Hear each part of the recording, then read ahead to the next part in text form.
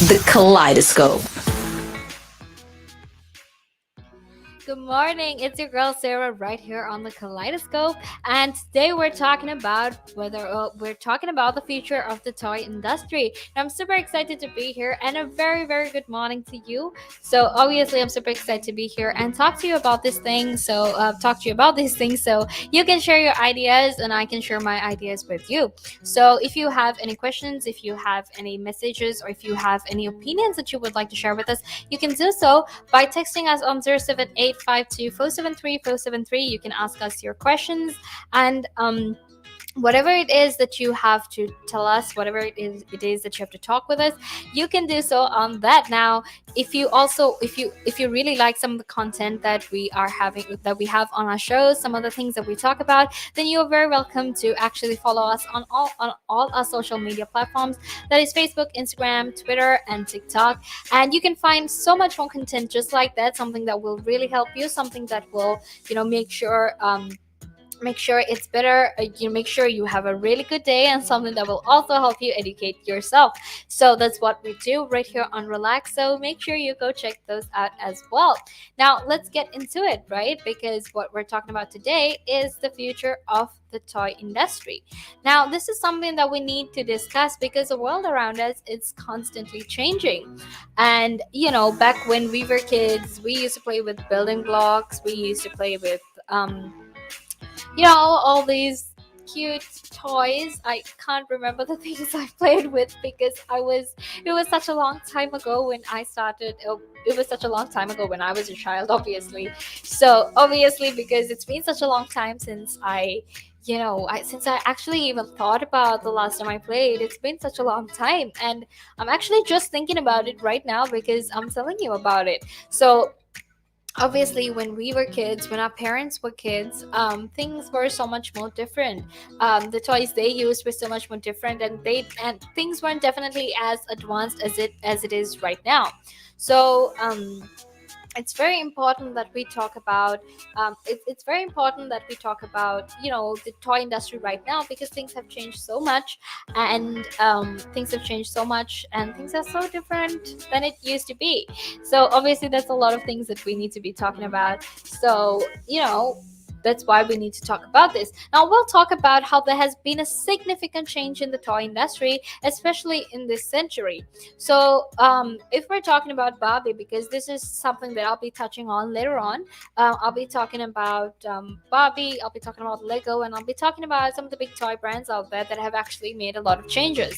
So, if we're talking about Barbie, there is a lot of changes that have been made. And one of those changes is obviously when Barbie initially started out, when these Barbie dolls were being sold, it just used to be fair skinned dolls with blonde hair.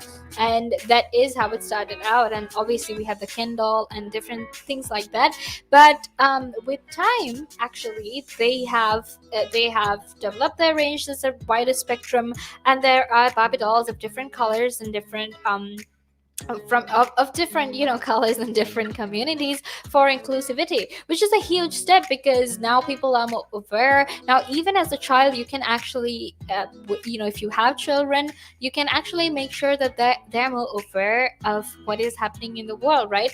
Because if you're a colored person and you can finally find a colored doll, then that obviously helps you to have so much of faith in yourself, because obviously a huge thing that or a huge reason why there needed to be inclusivity when it came to simple toys was simply because of the fact that a lot of people felt like they weren't represented. So obviously, when a colored child takes a colored doll, then there is a lot of representation they feel when they are looking at that doll, when they're playing with that doll.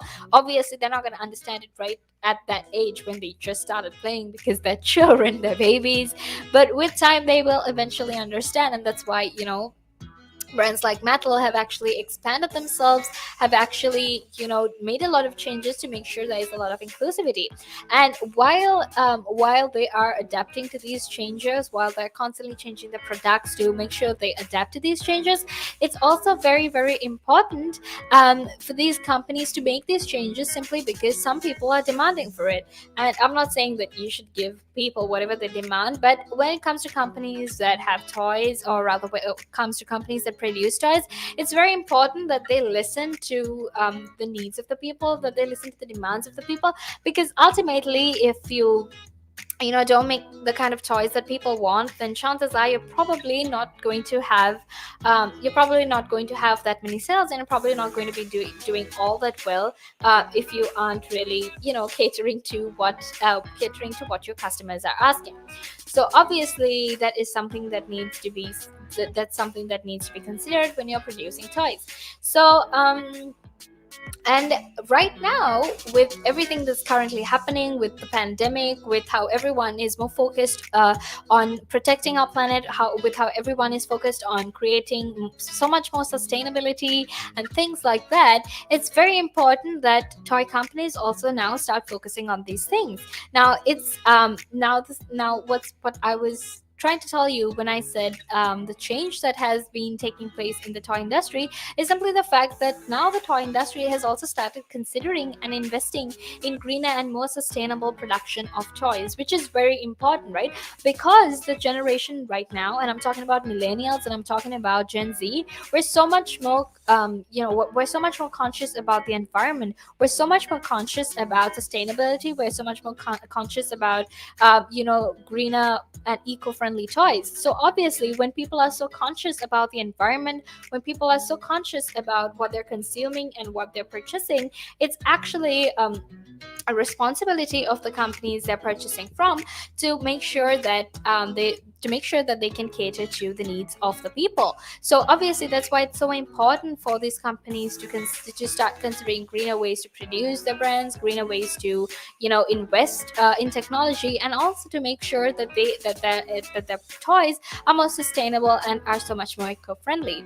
So that's a very important step, because a lot of people are very concerned about the toys they buy for their children and whether those toys are sustainably produced. Now, like I said, a lot of people are very concerned about the environment. They care about the kind of waste they care about the kind of waste they actually emit, or the waste they release out to society, and they're very, very conscious about how much energy they're using. So obviously we have a generation that is so much more aware and so much more concerned about our planet.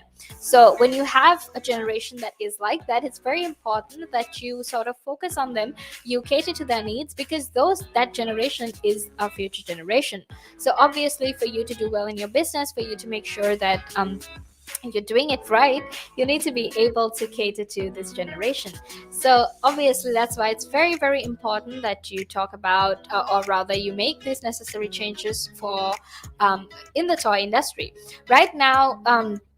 Like I said earlier, people in this generation, I'm talking about millennials and Gen Zers, are very more concerned about the environment, and they want to know if the products they're buying will not harm the environment. And obviously, you and I, when we go to the shop, we're always, our generation actually, we're constantly looking if it has been animal tested, if it's sustainable, if it is, used, if it's produced using very green and sustainable measures, because those things are important to us, right? And when parents are buying toys for their children, they obviously want to know if it will harm the environment, and they want companies, or they want places that can offer toys that is actually biodegradable, and that will initiate, or rather that will be encouraging about buying toys that are so much more eco-friendly. And obviously another thing that needs to be understood is that when we're talking about toys for children, it needs to be durable, right? Now the thing with sustainability, the thing with trying to be green and everything, is sometimes you have to make the product really durable. And obviously, according to what we found now, obviously there's so much more research to be conducted and whatnot, but according to what we've found right now, there is a lot of evidence to show why plastic is the best item to use when making toys, simply because it's very durable and it doesn't really decay. Okay, so obviously when it comes to children's toys, children's are constantly throwing their toys, they're hitting it multiple times. So you need something that doesn't break, you need something that is very strong, because when you're a child and you're exploring things, you just love to make a lot of noise, and you love to throw your you love to throw your toys around. That's how we all were when we were kids, so it's only normal that nowadays kids want to do the same. So when parents are actually buying these toys, they want to make sure that they won't harm the environment, and that it is that it is biodegradable. And also companies have a huge part to play in this, because they need to sort of take that initiative that encourages sharing, or rather producing toys that will actually appeal to today's environmentally conscious consumers. And when talking about this shift in the toy industry, it also highlights the opportunities that toy companies and retailers can actually bring when it comes to these new customers, or their new needs, right? And that this also means that if companies are catering to these these people who are eco-conscious, who care about the environment, it also helps them to deepen their connections with these new customers, but also with existing customers, because they're now thinking of reusable and eco-friendly strategies. So obviously that's a very important thing. And we also need to understand that now, because this is the future, because we are talking about a future that is actually, we're talking about a future where people want to make sure that what they buy is so much more environmentally conscious, or it's so much more how would you put it, it's so much more sustainable. It's very important to make sure that whatever you're purchasing is helpful for society, and also for whatever consumers that are there. So obviously, one thing that needs to be understood is the toy companies right now actually need to recognize and respond to this fast rising movement against plastics that is currently shaping consumer behavior. Okay, so when people are against plastics, when people are against toys that are made out of plastics, they obviously will find other toys that will cater to their solutions of sustainability and greener systems. So obviously, when it comes to things like that, these toy companies need to respond to these fast and make sure that they're on track with the way people are responding, just so they can make sure that it will help them as well. Now, when it comes to these toys, a lot of these huge toy companies, and I'm talking about toy companies like Mattel, like Lego, they're actually switching to materials that are biodegradable, right? And some of these materials, the family could actually compost it themselves, or send it out for municipal composting after after they're done using the product, or they have no more use for the product, right? And another option that is actually there for all these toy companies and manufacturers is actually, if you're creating these sort of sustainable products, another thing you could encourage is simply the sharing or exchanging of toys, right? Where you could get neighborhood communities to come together and exchange the different toys they have that are very environmentally friendly, because that also cuts down the whole the whole purpose of buying so many different toys. If you can just exchange toys with everyone, everyone in different neighborhoods. So that is something that toy companies are currently considering, and that is something that they need to address as well. But we'll get back into this after this little break. But until then, make sure you stay tuned, because I have a lot of fun things to talk to you about, especially when it comes to the future of the toy industry. So make sure you stay tuned for that. And it gives them something to look at, and it makes them laugh. It makes them laugh. So that's why I do it. Oh, and it could be a really good pickup line as well. Ladies who ask, "Hey, excuse me, so why are you wearing something so colorful?" I mean, hey, you can always have something up on your sleeve. I mean, got me thinking. You want to stand out. Why do you want to stand out though so much, especially with these kind of shirts when you're riding? There must be a purpose behind it, right? Well, when you say a purpose, Nick, what I do, I wear the shirts. Mainly, one, because they're nice and bright, so they make me visible, especially if I'm riding on the road. Okay. That's very important, right? Because you want cars, very important. And also, like, people see me in like calves, and perhaps I shouldn't be saying this on air, I suppose, but in the bar afterwards. All right. And it gives them something to look at, and it makes them laugh. It makes them laugh, so that's why I do it. Oh, and it could be a really good pickup line as well. Ladies who ask, "Hey, excuse me, so why are you wearing something so colorful?" I mean, hey, you can always have something up on your sleeve. I mean, you look like a guy who would do. You know me too well. You know me too well, Nick.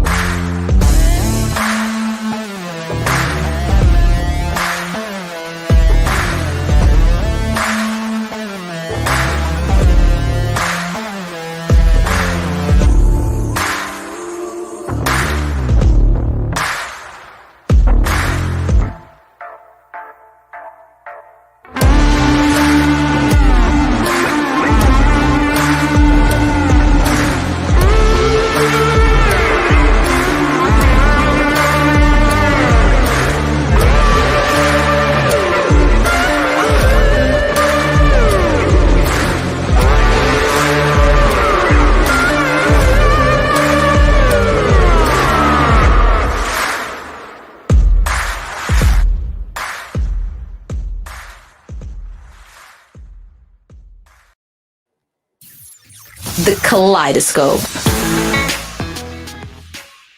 Hey, you're right here on the Kaleidoscope with Sarah, and we're talking about the toy industry, the future of the toy industry, and how the toy industry is actually currently going green because people's needs and people's changes, or rather people's wants when it comes to toys, have changed a lot.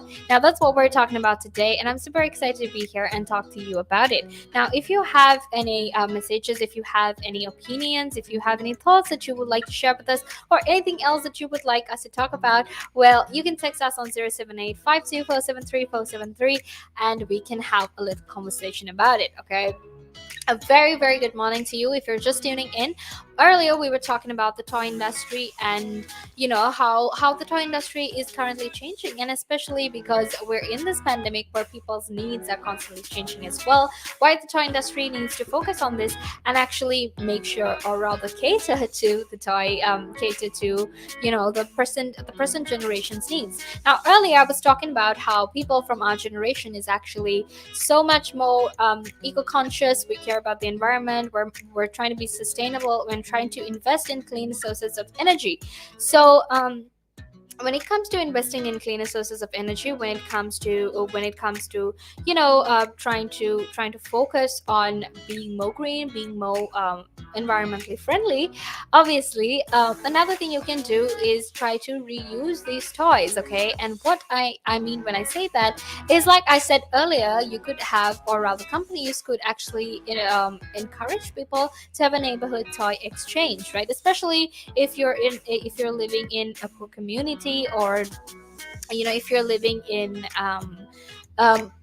you know, disadvantaged areas, it's a very fun thing to do. And you don't always have to be disadvantaged to do it. Even if you live in an area or an environment where, you know, people, you know, there's a lot of advantage to people as well, then you can still exchange these toys, because as a part of this generation who is more sustainable, who is more you know, greener, and who cares about the climate so much more, another thing we can actually do is to make sure that we invest in exchanging toys, right?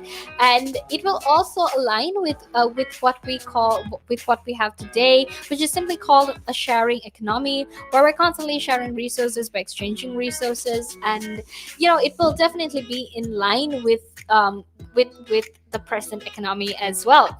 So obviously, another thing that companies could do is actually to create these local toy banks, especially to serve these low income neighborhoods, right? Because they're quite similar to food banks. And what happens is toy makers or these retailers could tie this to sales with each toy to purchase funding to or rather to get a gift for the toy bank for underprivileged children.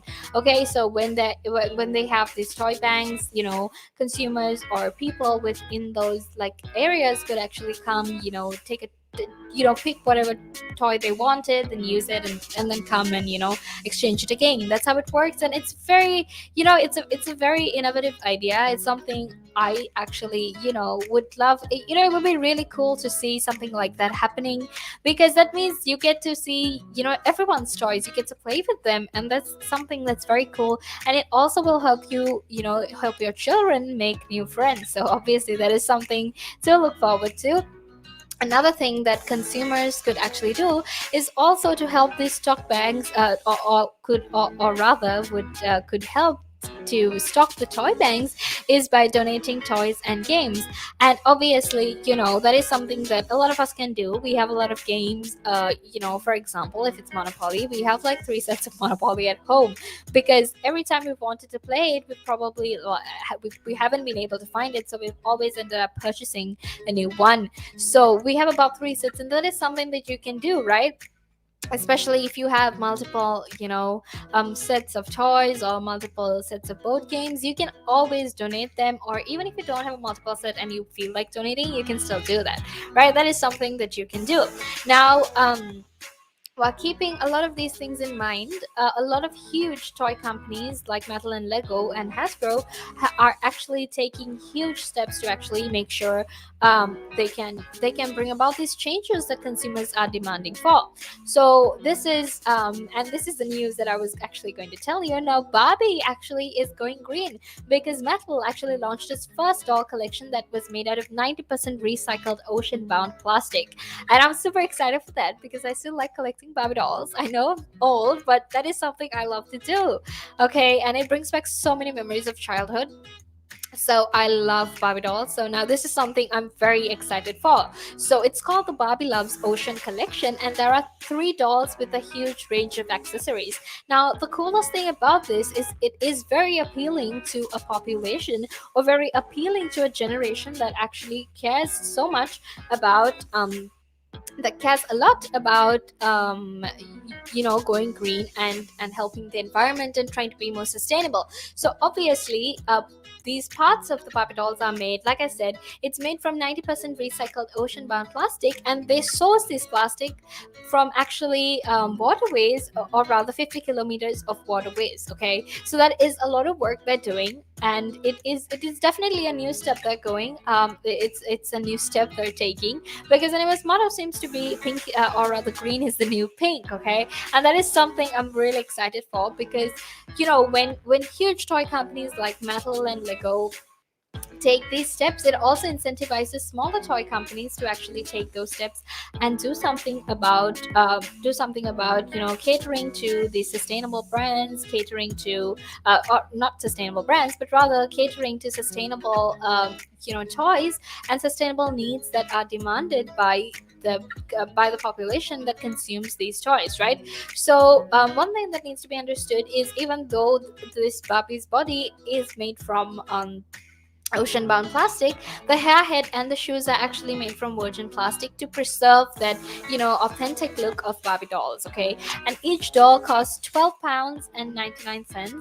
And if you haven't seen them yet, go check it out, because it looks absolutely amazing. So that is definitely something you should look out. Okay, and I'm very, very excited about it. I'm pretty sure you can see the excitement on my face, because I can't wait to get my hand on one of them.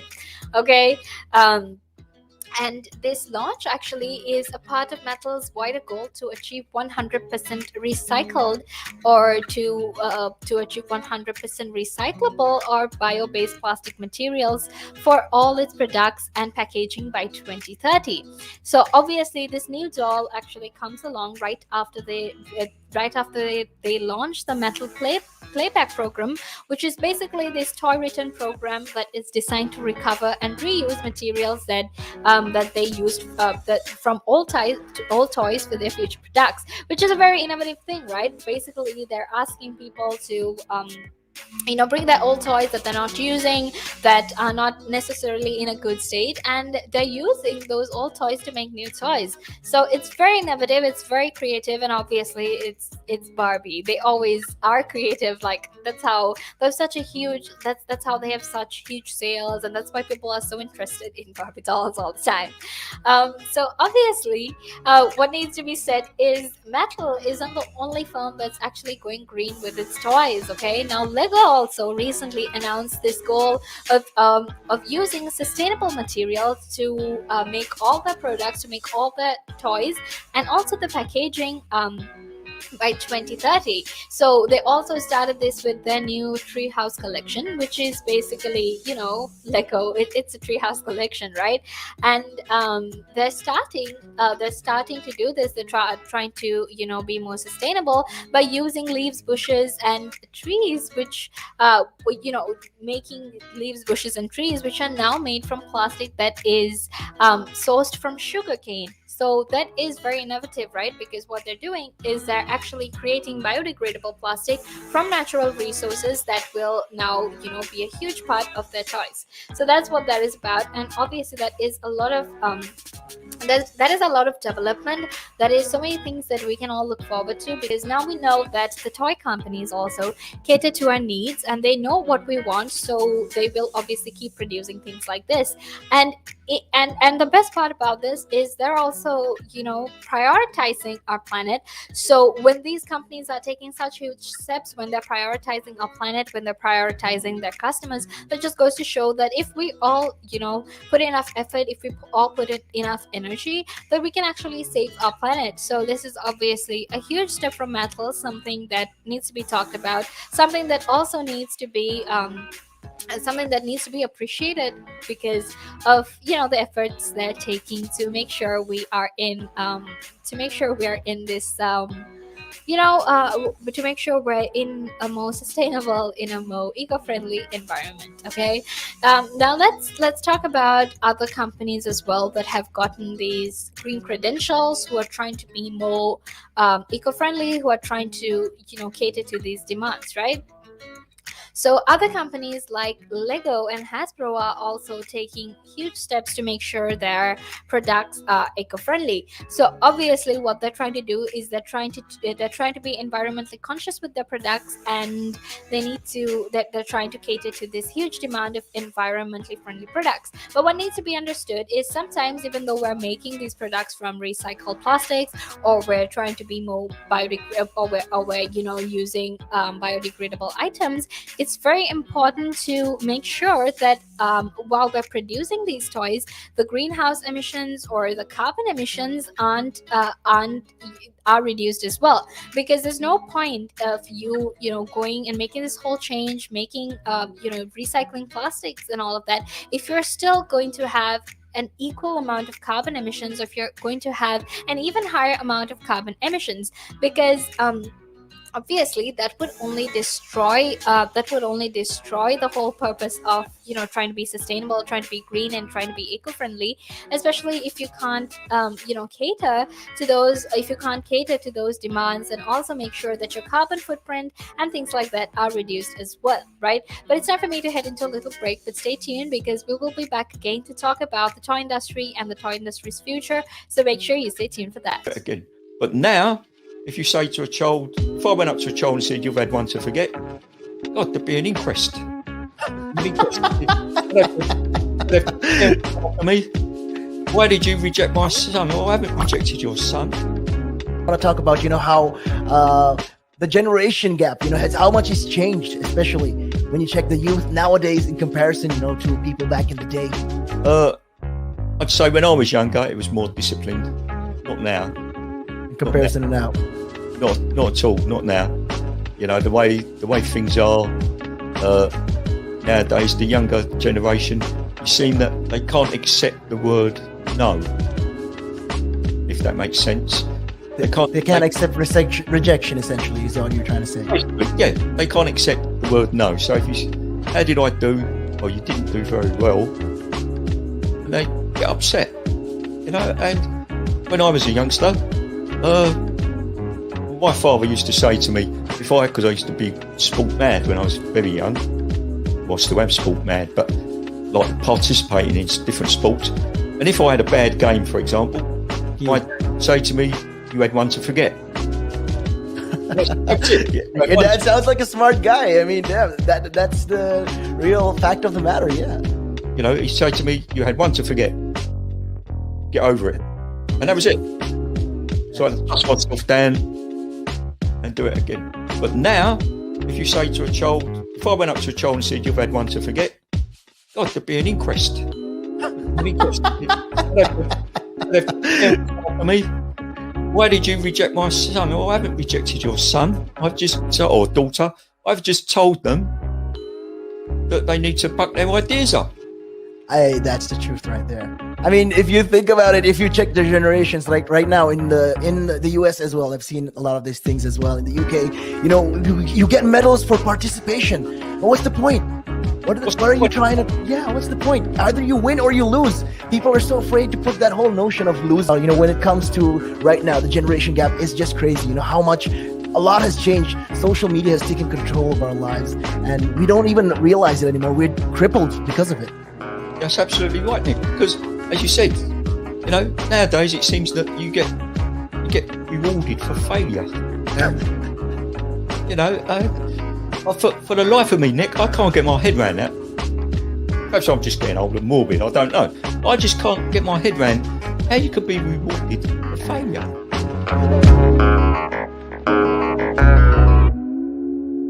Climb Mount Everest. That is one of that's in my bucket list. You're laughing, but that is the facts right there. I'd love to do that. That is something I'm looking forward to do, hopefully. Climb Everest. Mount Everest. I mean, okay, not the very tip of Mount Everest, maybe the base camp at least. You're talking about mental health. Well, if you went out and got some exercise in the fresh air, that would improve your mental health. It will make you feel better. That's true. That is true. I wholeheartedly agree. But then for some people, it's how do you find the motivation to, especially when it comes to riding a bicycle, to do it again and again and again and again? It's a cycle that you have to be used to. How do you do it? What makes you wake up in the morning and decide, hey, you know, I'm going to pick my bike up today. I'm going to cycle. What makes you want to do that? What makes me want to do that? Yeah. What do you like? What could you give listeners, like people listening in right now? What kind of tip could you give them? Well, the first tip I would give them, if you haven't tried it before, try it. It can open up new horizons. It will make you fitter. It will definitely make you fitter. Cycling is one of the best forms of aerobic exercise you can do. It sounds like, I mean, if you think about it, yeah, it sounds like great fun. Because what essentially you're trying to say is also at the same time, when you, if you look at it from this perspective, with regards to mental health, especially when you look at it with mental health, this is another way to fight it. You know, I feel like you go outside, you meet more people, you interact with, you know, socially, you'll interact with more people, and, you know, you're keeping fit, you're making connections, you're breathing in the good and exhaling the bad. I feel like that's a great thing right there. Absolutely. Yeah, you got a better way with words than I have, I'll tell you. But you're quite right. What you say there. I mean, I've been doing this for quite some time. I mean, hey, you'll get the hang of it. I've been doing it for about 10 minutes now, so yeah. That I can really understand people staying in one room the whole day when you can have the world to see. I am a traveler.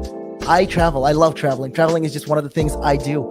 And yeah, on top of my bucket list was, you know, to one time, you know, hopefully when I get there, go to Nepal and climb Mount Everest. That is one of that's in my bucket list. You're laughing, but that is the facts right there. I'd love to do that. That is something I'm looking forward to do, hopefully. Climb Everest. Mount Everest. I mean, okay, not the very tip of Mount Everest, maybe the base camp at least. Base camp, yeah. At least. We should be able to cycle there. Oh.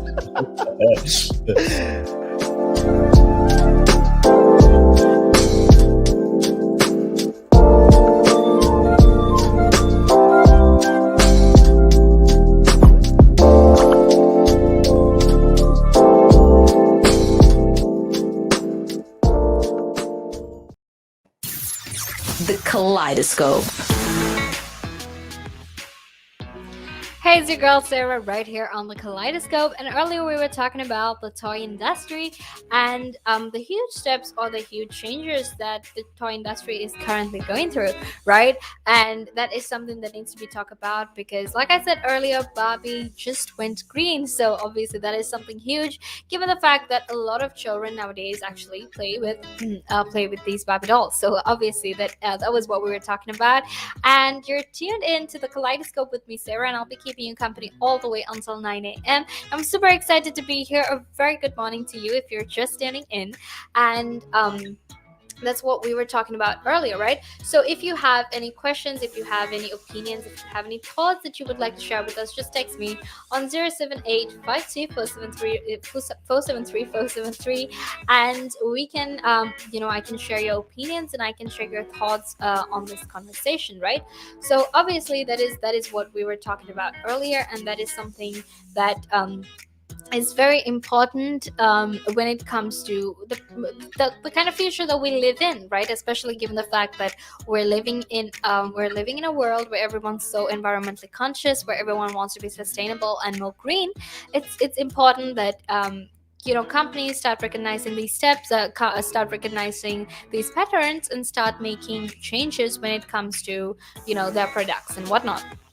So earlier I was talking about how these big companies like Mattel and Lego are actually taking these huge steps, and I was talking about the steps that Lego is actually taking, right? So one of the huge steps that they want to take is actually to make sure that the packaging that the toys come in is either biodegradable and recyclable, or whether they can try to make the packaging a part of the toy. Now that's actually a great initiative because that means that there will be such little to throw, there will be such little to waste. That means that everything that is there in the package is actually something that is very, very much needed for the toy, right? So obviously in terms of trying to be in terms of trying to be in terms of trying to be sustainable, and in terms of trying to be helpful, that is actually very, very helpful for the planet and also for consumers as well. Now a 2019 report actually found that 63% of the children in this generation, or the people in this generation, actually wants to work somewhere that will help save the planet when they grow up, right? So with that being said, it's very important to understand that the children of this generation actually requires a very different approach when it comes to making toys, when it comes to what kind of toys they like, especially because children nowadays are so much more concerned about the environment than when we were really small. So obviously those are a lot of changes that happened, that is happening as well, and that we need to adjust to. So like I was saying earlier, just because you're using recycled plastics to create these eco-friendly toys, it doesn't really change, or it doesn't really make a change if you're not looking at the waste and the carbon emissions and water emissions that the product themselves are creating when their supply chain partners are actually doing what they're doing, right? Because there's no point in you taking all of these steps but still continue to pollute the environment the same way you used to, with all these carbon emissions and these water emissions, because that would really just take away the focus of trying to be green and trying to protect the environment, right? And another thing that needs to be understood is when it comes to these policies they're using, they're not necessarily very transparent. So obviously they themselves need to make sure that they are going to actually go green, that they're actually going to make those changes, and they're going to make sure that we don't get into that we don't just keep polluting the environment the same way we used to. So obviously that needs to be looked into as well. So just to get into some more details about how these toy companies are going green, now Lego actually plans to make 100% of its packaging sustainable by 2025, and that's in 4 more years. And they're trying to use plant-based plastics for certain products. And they also said that their long-term goal was actually to create a zero impact product, and that was simply because of the fact that the number one question they actually got from people was how do they recycle Lego bricks. But the real thing they wanted to answer, or what they wanted to tell them, was, we don't want you to recycle these Lego bricks. We just want you to reuse them, right? And that's what the company executive said, because he said that it's very important that people, if you're going to be sustainable, if you're trying to be eco-conscious, that you keep using it, right? Because the three U's are reduce, reuse, and recycle, right? And for you to help the planet, you need to make sure that you're constantly, doing those three steps. You're reusing your toys, and if you don't want to have other kids, or if you're done having other kids, then you could definitely pass it on to, your friends who have kids, or someone else who wants Lego toys. Like, for example, we do this a lot, because my cousin brother, he loves Lego, but he doesn't really play with them anymore, so he gives it all to my brother, who loves Lego. So that is something that, that we ourselves can do, to reuse it, or to, give it to someone else, right? Now, Hasbro actually announced last year that it is going to phase out of plastic packaging on its products by 2022, which is next year. So by next year, this is what they plan to achieve. They want to completely phase out of plastics in their products, and their current sustainability goals actually include 25% of reduction in energy consumption, and halving the waste to landfill, and reducing the greenhouse gas emissions by 1/5 as well. So they also want to reduce water consumption by 15% in 2025. So these are the huge steps that these companies are taking. These are some of the objectives they want to achieve, and they want to make sure that these objectives are very, are achieved, and they actually make this change, because it's very, very important for them to make this change, and to make sure that that they cater to these needs, right?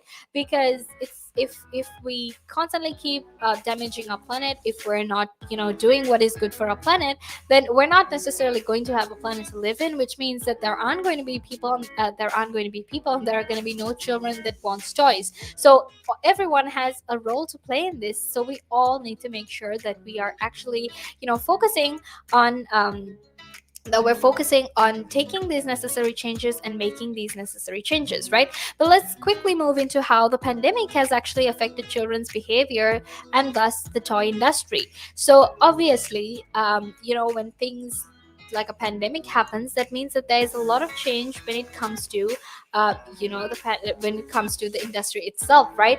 There's a lot of change that needs to be taken when you're talking about the toys that children need. There is so many different changes that the world is currently facing, which means that obviously these children as well don't want the same toys they used to. Now, in general, the outlook of the toy industry is very good with kids, because especially tween kids who are between who are almost teenagers but not teenagers. Yeah, they're called tween kids. So obviously it has a very good outlook, because these tween kids are actually willing to spend, okay? And in the UK, France, and Spain, they actually spend more than 3 million pounds actually on inexperienced purchasing every month. And this is not one person, this is obviously everyone in general. When you're comparing all these statistics, we know that a lot of children are actually spending money on inexperienced purchasing, especially when it comes to these games they're playing, or the toys that you're using, right? But that also brings us to the question of what exactly these children want to spend their money on. So obviously there are a lot of things that children want to spend their money on, especially when you're that age. It's not only just games, it's not only just toys, it's also, especially if you're a girl, if you're into makeup, or you just like dressing up, you will spend a lot of money on those things as well, right? And there are a lot of other things that kids nowadays spend their money on, and it's not always what we think it is. It's not always these games. Like, life was so simple back then for us, but obviously for the kids nowadays, life isn't so simple. Given the fact that they're also just children and going through a pandemic, it's definitely not easy for them as well. So obviously things are very different for the children of nowadays, the children of the present society, and children who are currently a part of this society. So obviously we'll we'll get back into that in a little bit. But right now, it's time for me to head into a small break. But don't worry, because we'll be back to continue talking about the toy industry and the changes that needs to be taken. Climb Mount Everest. That is one of that's in my bucket list. You're laughing, but that is the facts right there. I'd love to do that. That is something I'm looking forward to do, hopefully. Climb Everest. Mount Everest. I mean, okay, not the very tip of Mount Everest, maybe the base camp at least. They're talking about mental health. Well, if you went out and got some exercise in the fresh air, that would improve your mental health. It will make you feel better. That's true. That is true. I wholeheartedly agree. But then for some people, it's how do you find the motivation to, especially when it comes to riding a bicycle, to do it again and again and again and again? It's a cycle that you have to be used to. How do you do it? What makes you wake up in the morning and decide, hey, I'm going to pick my bike up today. I'm going to cycle. What makes you want to do that? What makes me want to do that? Yeah. What do you like? What could you give listeners, like people listening in right now? What kind of tip could you give them? Well, the first tip I would give them, if you haven't tried it before, try it. It can open up new horizons. It will make you fitter. It will definitely make you fitter. Cycling is one of the best forms of aerobic exercise you can do. It sounds like, I mean, if you think about it, yeah, it sounds like great fun. Because what essentially you're trying to say is also at the same time, when you, if you look at it from this perspective, with regards to mental health, especially when you look at it with mental health, this is another way to fight it. I feel like you go outside, you meet more people, you interact with, socially, you will interact with more people, and you're keeping fit, you're making connections, you're breathing in the good and exhaling the bad. I feel like that's a great thing right there. Absolutely. Yeah, you got a better way with words than I have, I'll tell you. But you're quite right. What you say there. I mean, I've been doing this for quite some time. I mean, hey, you'll get the hang of it. I've been doing it for about 10 minutes now, so yeah. That I can never really understand people staying in one room the whole day when you can have the world to see. I am a traveler. I travel. I love traveling. Traveling is just one of the things I do.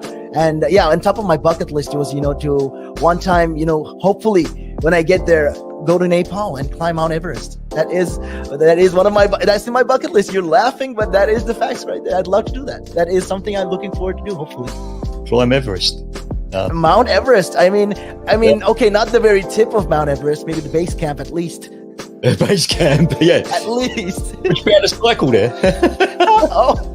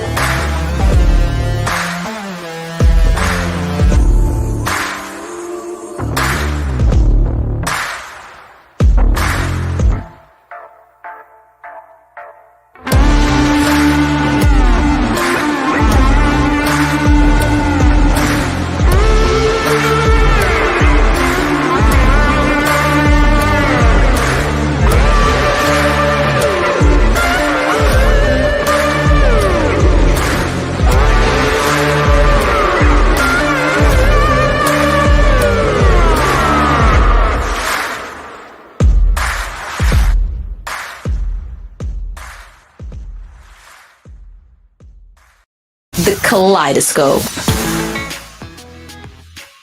Hey, it's your girl Sarah right here on the Kaleidoscope. And earlier we were talking about the toy industry and where the toy industry is headed. So obviously I was talking about how going green will help the toy industry, especially given the fact that consumers nowadays actually care more about the planet. They're more eco-conscious, and they want to invest in technologies that are actually so much more greener and helpful for them and their children, of course, as well. So obviously we were talking about the different or rather, we were talking about how the toy industry has changed and why this change is so important, right? So you're hanging with me, Sarah, and this is a Kaleidoscope. I'll be keeping you company all the way until 9 a.m.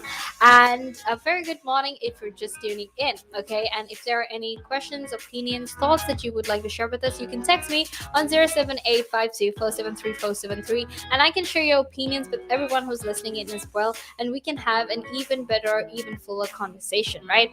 So what I just said before we headed into that break was obviously how much of money tweens are actually spending nowadays on these inexperienced purchasing, right? So I said that that was close to £3 million, right here, obviously, and how that is actually a good thing, because that means that people are actually, or rather these children are actually helping toys and their sales, right?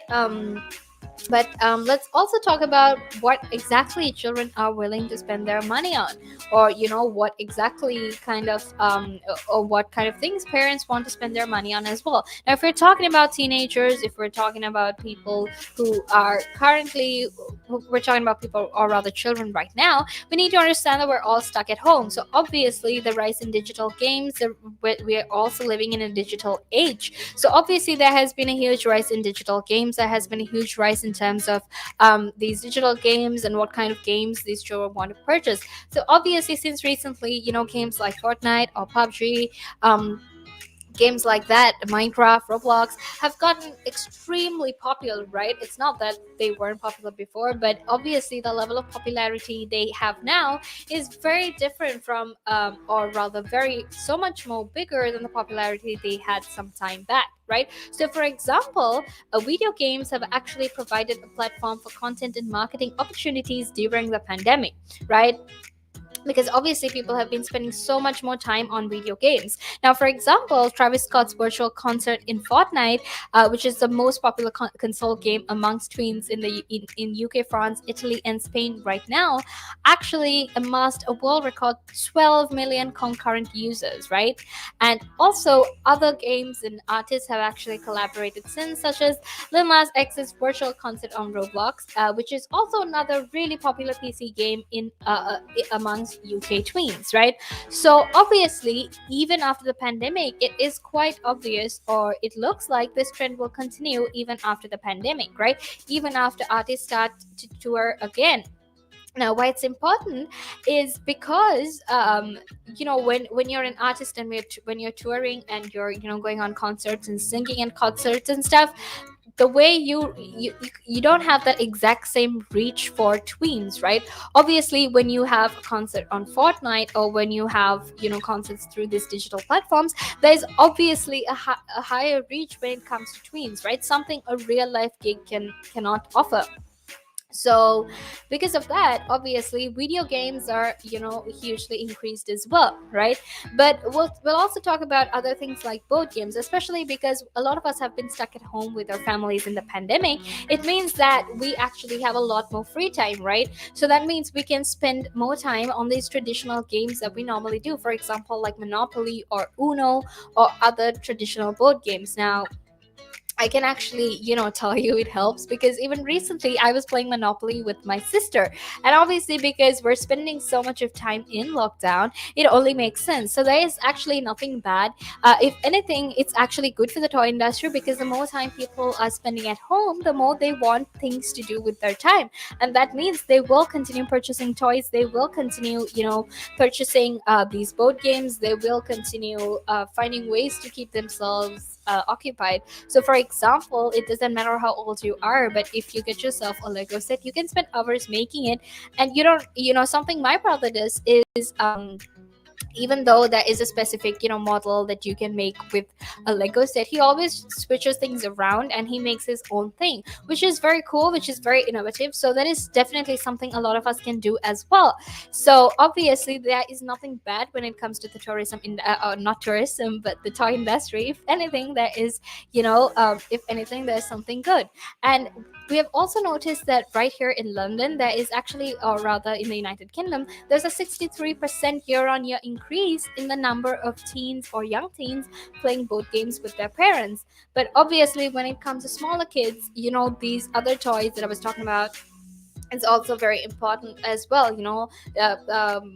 Toys like Barbie dolls and all these toys that we used to play with, those things are important as well. So obviously, when we're talking about the toy industry and the kind of impact that the pandemic has had on the toy industry, and how the pandemic has changed the toy industry, it has obviously changed it in a good way, because there is a lot of time and there is a lot of money and energy being spent in purchasing toys and also producing these toys. So obviously that is something good and that is something to look forward to. But stay tuned, because I'll be back to talk about adapting to change, which is something that we've all had to adapt to during the past 1.5 years. So we'll get into that, but stay tuned, because I'll be back in a few minutes.